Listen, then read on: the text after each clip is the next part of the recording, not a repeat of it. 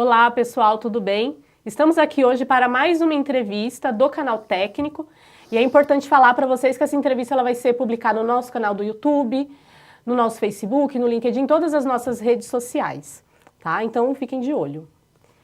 O tema da entrevista de hoje é física, mas a física relacionada e aplicada na área de engenharia.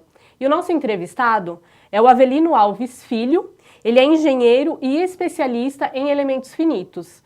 Ele escreveu 3 livros para a editora Érica falando de elementos finitos. Na verdade, é uma série de livros, né, onde ele trata esse assunto e a gente vai falar um pouco sobre isso aqui hoje. Avelino, muito obrigada por ter aceitado o convite, por estar aqui conosco hoje. Você gostaria de se apresentar? Eu agradeço, né? Eu trabalho há muitos anos com elementos finitos, com engenharia e tenho um relacionamento com a física há muitos anos também de aulas, né? E gostaria de agradecer a oportunidade de falar desse tema, que é um tema apaixonante, na minha maneira de ver. E para começar, vou fazer uma pergunta, e até um pouco clichê, né? Uma pergunta clássica. Por que você escolheu a física? Então, eu sempre tive um relacionamento com a física e o que eu acho muito importante, o que te leva a gostar ou não gostar, escolher um determinado tema, é a maneira pela qual você é apresentado a ele. E eu tive um início na física muito bom. Eu tive professores muito bons, que motivaram o estudo dos fenômenos físicos, mas com uma visão prática, né? E depois você relacionar com a parte matemática. Muitas vezes isso não ocorre e cria dificuldade para as pessoas. E aí, mais uma vez, né, falando da importância do professor em sala de aula, da forma como ele passa esses conteúdos para o aluno, porque isso pode refletir em toda a vida do aluno, na forma como ele vai escolher trabalhar ou não determinados temas. E para continuar o nosso bate-papo, existe uma questão muito importante sobre ensino, que é a seguinte: as pessoas elas precisam enxergar uma relação prática, fazer uma relação direta com a vida delas quando elas aprendem alguma coisa. E muitas vezes isso não acontece na física. Tem a questão dos professores, né, também, que é uma questão importante, mas existe algum outro motivo? Essa é uma questão real, assim, relacionada à física? É real, é real. Eu vou te fazer uma pergunta, Joel. Tá bom. Imagine que você percorra com o seu carro 100 quilômetros em 1 hora. Depois você percorre 60 quilômetros em 1 hora. Depois você percorre 40 quilômetros em 1 hora. Em qual dos percursos você foi mais rápida? No primeiro percurso. No primeiro. Então, esse é um conceito físico, claro. Esse é um conceito de rapidez. Rapidez está associada à velocidade. Velocidade é o quanto você andou pelo tempo que você gastou. Por isso que a velocidade é medida em quilômetros por hora, em metros por segundo. Essa é a maneira de introduzir o fenômeno físico. Então você tem uma definição. Normalmente, todo fenômeno físico ele tem a apresentação do fenômeno de forma física, de sorte que a pessoa entenda o conceito e depois tem uma questão operacional, que é a definição do conceito. Então aí você define velocidade, que é a variação, né, que é o deslocamento dividido pelo intervalo de tempo. Agora, se eu chegasse para você e falasse o seguinte: você está dirigindo seu carro a 80 km por hora e ele nunca muda, isso é um movimento uniforme. Então, isso está claro o que eu estou falando? Não, assim, isso é uma coisa que eu vi na escola, mas a gente não lembra, né? No dia a dia a gente não sabe como aplicar isso. Agora eu vou falar uma coisa para você, eu vou falar a mesma coisa que eu falei em outras palavras. O que é um movimento uniforme? É um movimento cuja função horária é do tipo S igual a S0 mais VT. Ficou claro o que eu falei? Não. Não. Ou seja, eu estou tornando a solução mais difícil do que o problema. Então você tem que introduzir primeiro o conceito físico e depois, operacionalmente, você introduzir uma definição matemática. Isso é operacional. Eu posso te dar um exemplo? Claro. Outro exemplo aqui. Todo mundo viu isso, acho que na infância. Se você pegar uma lente e pegar a luz do sol, essa luz do sol converge para um ponto e você queima o papel. Ou seja, é um conceito que todo mundo tem, de foco. Fala, eu sou o foco das atenções, por exemplo. É um ponto que é o ponto focal. Se a luz converge para cá e você coloca o papel aqui, ela queima o papel. Se esse foco estiver aqui, ele está muito mais longe. O poder de convergência de uma lente está associado a esse foco. Ao tamanho da distância. Exatamente. Então ela converge mais no primeiro. A partir do instante que eu entendo que o poder de convergência de uma lente está associado à distância, e quanto menor a distância, mais ela converge, aí operacionalmente eu defino o seguinte: convergência é o inverso do foco. Sabe o que é isso? Sim. Se o foco for 2 metros, a convergência é 1 sobre 2. 1 sobre 2 dá meio. Sabe o que é esse meio? É o meio grau que você vai na ótica e compra um óculos. E isso já complica bastante para todo mundo a compreensão. Então, aí você pode chegar e falar assim: vamos definir o que é a convergência de uma lente. É o inverso da distância focal. Exercício. Aí o cara faz um monte de exercício e ele não tem a menor noção do que ele está calculando. Então, tem que fazer sentido físico. As grandezas físicas, elas têm que ser entendidas primeiro do ponto de vista físico, para depois você operacionalmente criar um número. Eu não estou falando nenhuma novidade. Estou falando que um carinha chamado William Thomson falou lá no passado. Você fala William Thomson, você não vai saber quem é, mas se eu falar do Lord Kelvin, você sabe quem é. O Lord Kelvin disse o seguinte: se você não conseguir medir o que você está falando e expressar o resultado em número, você não tem conhecimento do que você está falando. Só que primeiro você precisa entender o conceito físico. Todas as grandezas em física, elas podem ser tratadas dessa forma. O conceito físico palpável, que você enxerga em fenômenos da natureza, e depois a quantificação dele. Não vem primeiro a quantificação para depois estudar o fenômeno físico. E isso funcionaria com todas as equações, com todas as fórmulas da física? Sim, é por isso que fica um negócio meio estranho quando a gente fala qual é a fórmula da velocidade, qual é a fórmula da força, qual é a fórmula... Existem alguns problemas em física que, durante o curso de física, por exemplo, um trem ultrapassando o outro trem. O que eu falava para o pessoal? Eu falava assim: olha, você lê o enunciado 3 vezes, 4 vezes, e aí você desenha a situação antes e depois. Quando você fez isso, o problema praticamente terminou. Acho que é por isso que vem aquele negócio que a gente fala hoje: entendeu ou precisa desenhar? Não tem um negócio que o cara fala assim? É exatamente por causa disso. As pessoas, se elas forem treinadas a alimentar o entendimento do problema físico e depois equacionar, a física se torna um estudo simples. Mas isso, por isso que eu te falei, o início é tudo. E aí, só para comentar um pouco o que você disse sobre a matemática, o fato da física, as fórmulas, né, da física estarem diretamente relacionadas à matemática é um outro problema também, porque existe uma deficiência muito grande no Brasil em relação ao ensino da matemática. Isso aí já pode também ser... Sim, isso é muito importante que você falou, porque a física, ela tem uma linguagem, é a matemática. É que acontece em algumas áreas, isso acontece na engenharia, acontece na física. A física é a primeira matéria, é a primeira disciplina que você começa a ver significado nos números. É muito comum, até brinco com os alunos, né, na própria engenharia. Você está dando aula e fala assim: estou estudando esse recurso aqui matemático. O cara fala: para que eu estudo isso? O cara fala assim: para abrir o raciocínio. O cara não tem a menor ideia. Sim. Então, é fundamental que, ao usar o recurso matemático, você o relacione ao fenômeno físico. Ele vem depois. E a gente está falando da matemática, mas a física, na verdade, ela se relaciona com muitas outras áreas. Sim. Quais são essas outras áreas, as principais? Olha, a física, no fundo, ela está presente todo dia na vida de todo mundo. Se você olhar o corpo humano, o coração é uma bomba. O coração é uma bomba. Se você vai pegar um peso e você colocar muito distante do seu corpo, ou você colocar perto do seu corpo, você tem um braço, você tem um momento. Então, por isso que até numa academia, o cara está fazendo ginástica, ele precisa saber levantar o peso corretamente, senão ele pode causar um dano para o corpo. Então, a física está presente em tudo isso.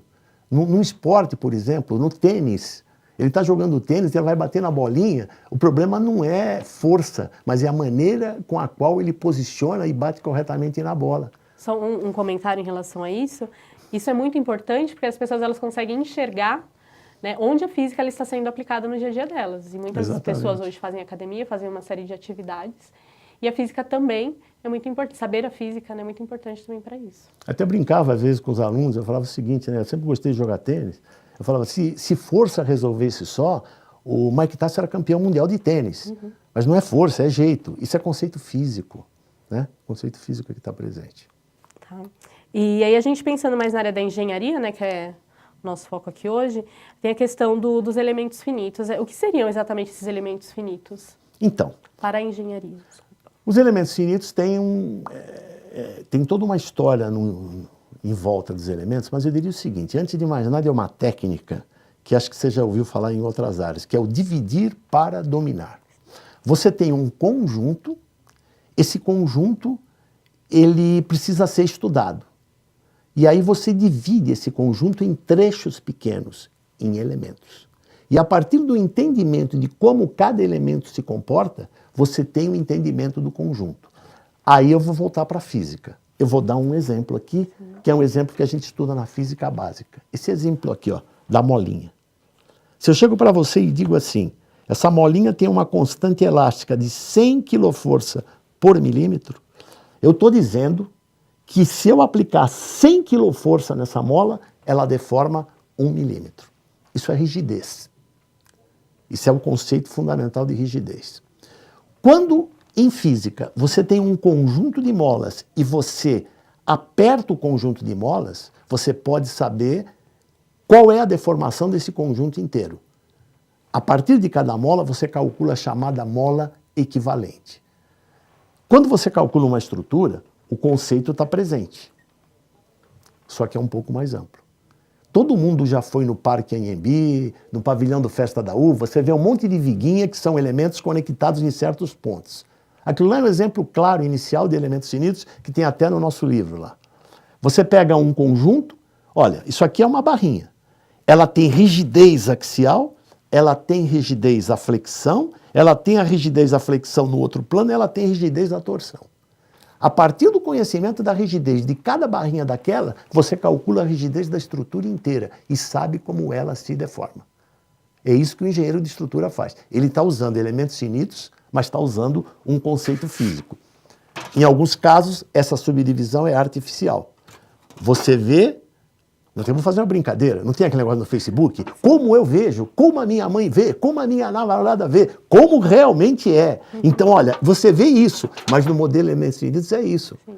Você vê um conjunto de elementos que estão conectados nos nós. A partir da rigidez de cada elemento, você calcula a rigidez do conjunto e sabe como o conjunto se deforma. E se essa deformação, ela é aceitável para aquele material, se ele não vai quebrar. Nós estamos falando de física, nós estamos falando da mola.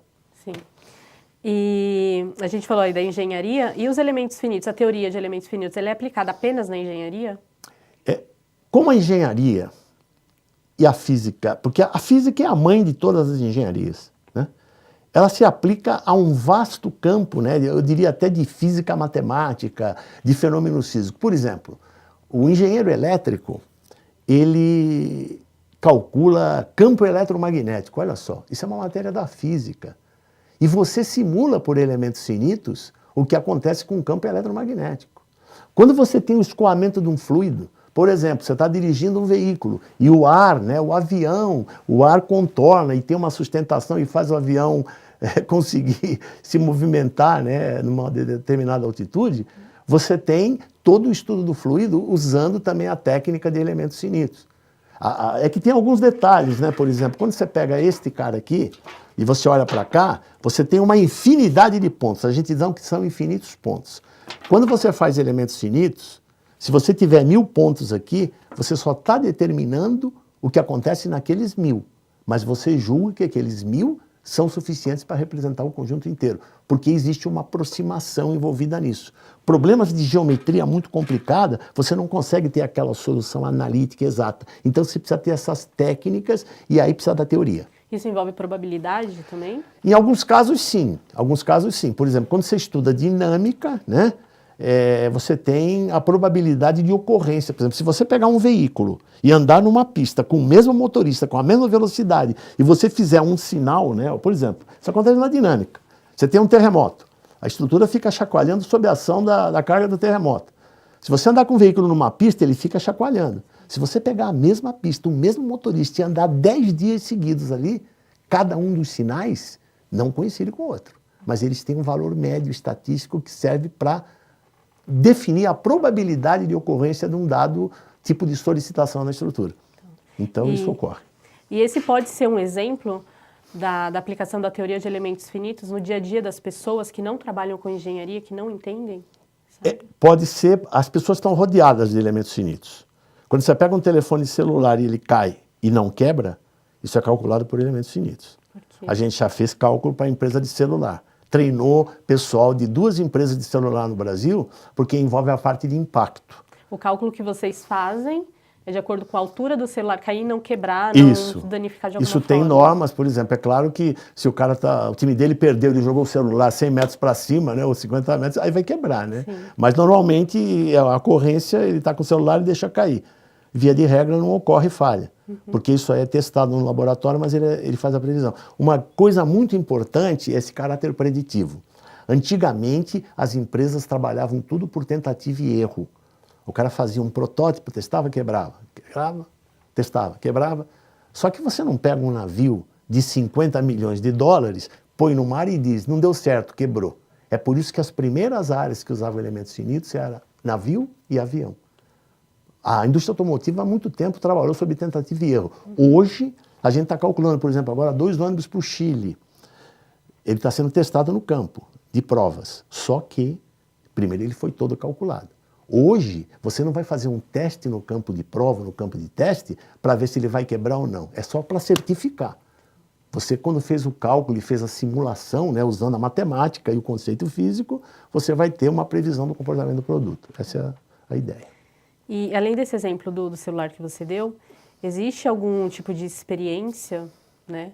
Algum teste que as pessoas que estão nos vendo agora, elas podem fazer em casa para fazer a verificação dos elementos finitos no dia a dia delas? Olha, isso aí não é tão caseiro quanto o caso da física, né? Uma física, por exemplo, quando eu dava aula de física, você pega uma mola, você mostra a propagação de ondas, né? Você mostra o fenômeno vibratório, né? Você tem uma série de... É uma coisa interessante, né? Olha só, eu vou mostrar um fenômeno físico aqui, como surgem os modelos, né? Eu vou pegar isso aqui, ó. Eu vou pegar, por exemplo, isso aqui é uma mola. Eu aperto a mola, ela se deforma, ó. Ela se deforma. Então eu aplico uma força, ela deforma e volta. Se eu chegar aqui, eu apertar aqui, ela volta. Eu aperto aqui, ela volta. Isso aqui tem um comportamento semelhante à mola. Isso aqui é uma massa. Aí eu tiro da posição de equilíbrio e abandono. Ele fica vibrando abandonado a si mesmo. Isso aqui é um sistema massa-mola que o cara aprende no colegial. Às vezes ele começa a apresentar, né, assim, vamos estudar no sistema massa-mola. Onde eu uso isso na vida prática? Fala assim, isso aqui... Você não vê uma mola e uma massa andando na rua, né? Mas ela está aqui na sua frente. Não sei se está clara essa ideia. É que o engenheiro que trabalha com elementos sinistros, ele tem que conceber modelos. E os modelos nem sempre são óbvios. Mas se ele tiver uma boa conceituação física, ele transforma isso numa linguagem matemática. É o que nós estamos fazendo aqui agora. Esse aqui é o sistema corpo-mola que estuda na física básica. Se ele não tiver essa visão, ele vai acreditar que ele está vendo aquilo para abrir o raciocínio. E não é. Então, eu diria assim, que aí existe algumas coisas que são até engraçadas, né? Que, evidentemente, fazem parte da teoria. Olha aqui, eu estou dividindo este cara e este cara em elementos. Esses elementos aqui são conectados nesses pontos que a gente chama de nó. Eu vou fazer isso aqui, eu vou fazer isso aqui. Os dois estão se deformando. Por que eu escolho um modelo desse e não desse, ou vice-versa? Aí entra a teoria, entra a parte matemática, né? Porque, além do conceito físico, existe uma questão de competência numérica. Vou dar um exemplo aqui, me desculpe, mas eu não tenho como não falar isso aqui. Você já teve a oportunidade na sua casa de fazer uma obra e contratar pessoas para fazer? Sim. Já teve? Sim. Às vezes você contrata 10 caras e a coisa não anda. Não. E às vezes você contrata 2, o cara é bom de serviço e tudo anda, não é verdade? Aí você tem os 10 que não funcionam e fala assim, o que você está fazendo aí? É sempre difícil. Então, eu não estou fazendo nada. E tu? Eu ajudo ele. Entendeu? Sim. Agora, eu estou falando desses 2 caras. Ele se propõe a calcular a mesma coisa, mas este cara é melhor que este. Este é ruim de serviço. Quando eu faço um modelo desse tipo, o resultado é pior do que um modelo desse tipo. Então eu estou dizendo o seguinte, o conceito é subdividir o conjunto em elementos conectados nos nós. Aí eu saber como o conjunto se deforma. Aí eu preciso conhecer a matemática. Mas essa matemática, ela decorre a partir do conceito físico. E o outro é pior porque não existe uma linearidade entre os pontos que são conectados? Não, o outro é pior porque ele faz, no fundo, ele faz assim. Já que nós falamos dos elementos finitos, você divide uma estrutura em elementos que estão conectados nos nós. Olha só, quando você usa o método, um software, ele calcula o deslocamento desses nós. Então suponha que isso aqui é um nó, isso aqui é um nó. Isso é real, você está vendo. Eu vou pegar e dar o deslocamento nodal, o elemento se deforma. Isso aqui é uma deformação. Eu preciso descrever matematicamente essa deformação. Quando eu peguei aquele exemplo, cada um daqueles elementos calcula diferentemente a deformação dentro dele. Um é mais precisa, outro é menos precisa. Isso é complicado? Não. Isso tem um procedimento. O procedimento decorre, né, do uso das equações, da resistência dos materiais, que não tem complicação. Já que nós estamos falando nisso, é engraçado. O aluno tem dificuldade na física porque ele não relaciona o mundo físico com a matemática. Quando ele entra na parte na universidade, a primeira matéria que ele tem dificuldade é a resistência dos materiais, porque é a segunda vez que ele tem a oportunidade de relacionar o mundo físico, se vai quebrar ou não, com a matemática. Existe uma grande dificuldade nisso. E terceiro, é quando ele vai se especializar em elementos finitos, ele vai usar um software, só que ele quer usar o software sem saber a teoria. E aí fica séria a coisa. Ele começa a cair os negócios na cabeça das pessoas, porque eles usam... Eu fico espantado, às vezes, quando a gente ouve coisa desse tipo. Eu tenho um software, eu vou comprar um software para fazer uma simulação de elementos finitos. Aí o cara faz essa pergunta. Esse software faz relatório? Fala assim, como assim? Só uma pergunta. Sempre são usados softwares? Esse é um cálculo também feito? Não. Como normalmente elementos finitos ele é aplicado a estruturas, né, que tem um grande número de nós e elementos, você precisa de resolver milhares de equações. Então aí é que entra o uso do computador. O uso do computador está diretamente relacionado a elementos finitos ao uso do computador. No passado você não tinha a ferramenta de elementos finitos porque a ideia já estava plantada. O problema é que você não conseguia equacionar porque tinha que resolver milhões ou milhares de equações. Com o advento do computador, aí você conseguiu fazer a utilização do método de forma efetiva. Então o engenheiro, a rigor, ele monta modelos. Quem faz a conta é o software, não é o contrário, né? Eu diria até, fazendo uma maneira lúdica de falar, o cara que acha que o software vai montar um modelo para ele, e tem muita gente que faz isso, hein? Ele aperta um botão e sai uma... Isso é assédio moral, né? Porque o cara está dando, coitadinho do software, ele não foi pago para fazer modelo. Quem faz modelo é o usuário. É que nem o médico. O engenheiro preenche os dados e a partir daí o software faz os cálculos. Exatamente. Se esses dados não correspondem à realidade física, a resposta também não corresponde à realidade física. E aí a culpa não vai ser do software. Jamais. Vai ser da pessoa. Eu vou te falar uma coisa, Joama. Se você vir o contrato de utilização de um software, lá está escrito numa letrinha bem pequenininha, que eles não se responsabilizam pelos resultados obtidos com aquela ferramenta computacional. A responsabilidade é do engenheiro. Mas e se ele fizer a conta errada? Você tem que fazer a interpretação. Tem que fazer sentido do ponto de vista da física. Então, nós estamos voltando na conversa do início, né? Nós estamos falando lá no início. Ou seja, qualquer recurso matemático que você vai usar para poder entender qualquer fenômeno da natureza, a parte física vem antes. Isso acontece com software também. Eu no curso mostro alguns exemplos usando software em que você pega o mesmo problema, que ali tem solução exata conhecida.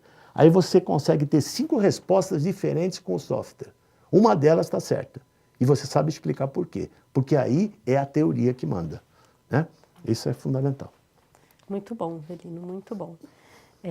E para a gente finalizar aqui hoje, gostaria de perguntar para você se você teria alguma indicação de leitura, de fonte de pesquisa para as pessoas, para quem gosta de física ou queira aprender mais sobre o assunto, como que as pessoas elas podem se informar sobre isso? Olha, hoje tem uma vasta, né, uma vasta literatura aí de física desde do segundo grau, né, física para a universidade, com acesso aí à internet, você tem uma série de ferramentas. O que eu acho interessante, né, até para não ser muito injusto colocar o nome de um autor e não de outro, é que as pessoas despertem inicialmente o entendimento dos fenômenos físicos.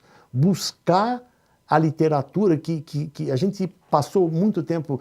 No passado a gente teve uma série de publicações de física, né, de livros que já foram esgotados, mas a ideia era sempre fazer isso. Eu vou te dar um exemplo concreto disso. Eu posso usar 1 minuto mais do teu... Pode, claro. Tem um negócio que é uma coisa tão... me deixava surpreendido, né? O cara ia estudar física e ele falava assim, consideremos um ponto material. Aí o aluno, né, imagina um aluno de 15 anos que começou a estudar física. O cara fala assim, o que é um ponto material, professor? Ah, um ponto material é um corpo que tem dimensões desprezíveis. Aí o cara fala assim, você já viu um corpo de dimensão desprezível andando aí na rua? Eu nunca vi, eu vejo um carro, eu vejo um trem, mas um corpo de dimensão desprezível? Você pode até falar, um corpo desprezível, opa, aí já é sério moral. É outra coisa. É outra coisa. Eu estou dizendo o seguinte, se você pegar este cara aqui, ó, e ele se movimenta para cá, isso aqui a gente chama de translação em física. Todos os pontos têm o mesmo movimento. Então, vamos dizer assim, juridicamente, você pega o centro de massa desse cara e ele representa o resto dos outros pontos. Não é que o corpo ele tem dimensão desprezível. Não sei se está claro o que eu estou falando. Ele tem um ponto que representa o movimento de todos. E aí você representa por um ponto na física. A dificuldade começa aí. Primeiro que o cara começa com a parte matemática. E depois ele desenha um ponto se movimentando no espaço. O que é esse ponto? É um ponto material. Então, tudo em física precisa ser explicado, né? Senão o cara entra num beco sem saída. Eu tive a oportunidade de ver pessoas que a gente recebia para treinar, né, no curso de física, em que existia uma formação deficiente. E se o cara continuasse naquele caminho, não tinha saída, é um beco sem saída. Sim. E o beco sem saída só tem uma saída. Qual é a saída? Voltar. A saída do beco sem saída é a entrada. Volta e começa de forma correta, né? Isso vale para a engenharia, isso vale para a física, vale para todas as ciências. É o entendimento do comportamento físico para depois fazer a representação matemática. A matemática é uma linguagem. Tá ótimo, Avelino. Muito boa a entrevista. Muito obrigada pelos esclarecimentos.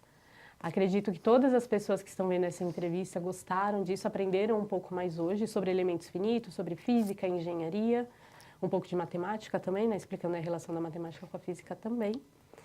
E eu gostaria de agradecer a audiência de todo mundo, né? E gostaria de falar para vocês, para que vocês acessem os nossos canais de comunicação. Nós temos nosso site, nosso blog, nossas redes sociais, e vocês podem curtir nosso conteúdo, vocês podem verificar os conteúdos, como essa entrevista e outras entrevistas também que nós vamos fazer, que nós já fizemos. E muito obrigada. Avelino, muito obrigada mais uma vez. Eu que agradeço. E eu posso fazer uma observação rápida? No nosso site, www.navio.com.br, há uma série de artigos que são frios. O cara vai lá, que explica de uma maneira física, como a gente falou aqui, o conceito de elementos finitos que tem relacionamento com a física. Tem mais uns 10 PDFs lá que explicam tudo isso. Tá, e o que é o NCE? É o Núcleo de Cálculos Especiais. É um núcleo que dá os treinamentos de elementos finitos, né?